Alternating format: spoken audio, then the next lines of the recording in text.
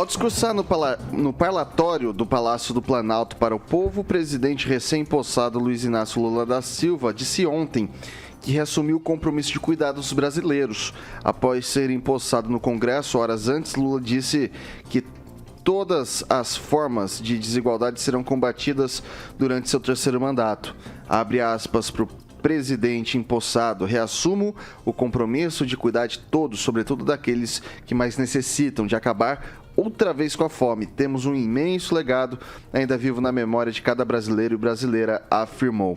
Ao se dirigir aos apoiadores que o aguardavam na Praça dos Três Poderes, o presidente agradeceu o voto de seus eleitores, mas afirmou que vai governar para todos os brasileiros. Abre aspas novamente.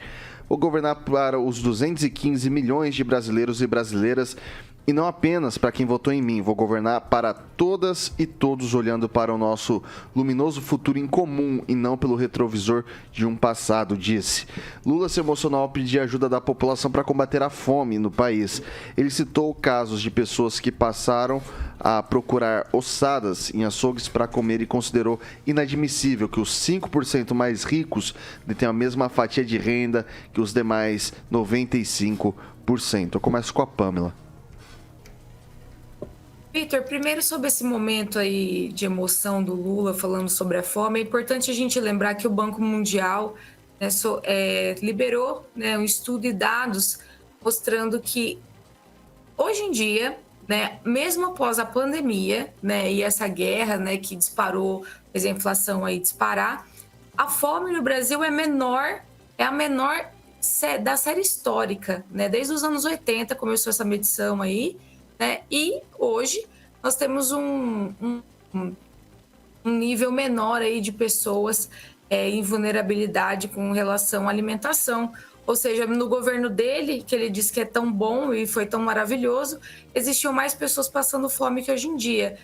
É importante a gente trazer a verdade aqui e sair do mundo de Nárnia, né, que parece que o Lula vive. Agora, com relação à festa, Vitor, eu fico muito preocupada porque a gente vê que a bandeira do partido sobrepõe, né, a bandeira do Brasil, a bandeira do Estado brasileiro. E isso, historicamente, a gente sabe que não é bom, né, e já deu muito errado. Então, me preocupa demais. O discurso do Lula também, ali nas internas da Câmara e tudo mais, ele disse que o teto de gastos é uma estupidez e realmente fica difícil ficar vendo uma beleza, uma festa maravilhosa com tantas coisas preocupantes. Por fim, me chamou a atenção que mesmo com tantos artistas fazendo show, né, acho que mais de 60, né, artistas foi o que foi anunciado, fazendo um show ali para atrair o pessoal, cerca aí de 280 mil pessoas deixaram de ir, né? Eles esperavam aí que mais de 300 mil pessoas, um número, né, a mais de 300 mil pessoas estariam ali e não estiveram. Então, eu penso que nós não podemos subestimar o brasileiro e nos lembrar que muitos não querem aplaudir aí a posse de um ladrão na presidência da República. Então, isso se sobrepõe e a história também vai mostrar como que será esse novo mandato do Lula. Mas como a Cláudia falou, né, a gasolina já subiu R$1 e vamos ter fé em Deus, firmar, né? Vamos firmar, como diz aqui no Paraná, e seguir em frente, porque o negócio, as previsões, as projeções não são boas, não. Aguinaldo Vieira. Olha, o presidente, no primeiro ato, já prorrogou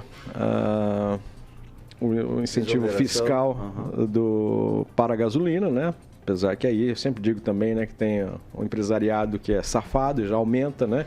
Não porque vai aumentar, né? Já aumentam o valor da bomba, né?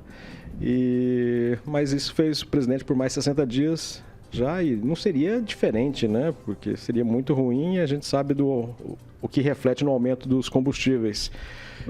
Também já tirou o sigilo, né, de todos os atos. Isso é bom. Quem decretou, quem se utilizou disso, não tem por que ter medo, né? Porque não tem por que se esconder isso. Então não vejo problema também. Eu sempre digo, apesar de muitas pessoas não gostarem, mas se tem uma coisa que o presidente gosta é de dinheiro circulando, seja metade para o bolso dele e outra metade para a economia.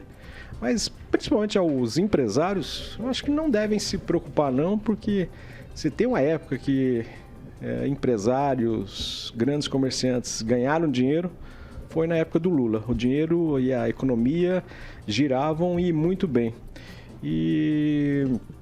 Então, eu acho que não vamos morrer pela boca, não vamos morrer na praia, não, no sentido de que as coisas não irão bem, não. Eu acredito que irão sim, e obviamente na questão de transparência, na questão de ética, na questão de moralidade e corrupção, fiquemos de olho sim. Todo mundo é oposição nesse sentido de ficar de olho lá. Qualquer coisa errada, vamos denunciar, tem impeachment. Aqui no Brasil, impeachment virou uma coisa corriqueira, então vamos para cima sim, mas eu acho que não podemos ter medo de que a coisa vá ruim, não, porque se for ruim, é para todos. Cláudia? Como o Aguinaldo falou aí, nós vamos ter que ter um jogo de cintura e da mesma forma que, né, colocaram ele, podemos tirar também, né? Tem impeachment para isso, só que vai ser um governo, né, que pelo menos as coisas vão ser mais esclarecidas, os ministros conseguem dialogar melhor, então a gente vai ter essa forma aí de administração melhor, eu acho, até mesmo com a população, vão poder entender melhor o que está acontecendo. E vamos ver aí o que vai ser. 2023, como eu já disse, vai ser um ano que promete, que ele vai ter que botar muita coisa em ordem aí. E vamos levando, esperamos o melhor para o nosso país. Para finalizar, Ângelo Rigon. Me chamou a atenção a quantidade de representantes de outros países, né, que já dá um exemplo, né, que começa por cima, né?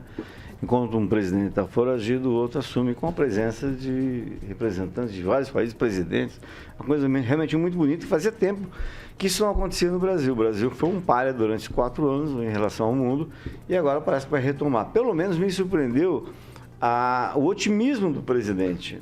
Deve, né, me falaram, não sei se está no texto original, do diesel manter-se desonerado até o final do ano, o que seria um grande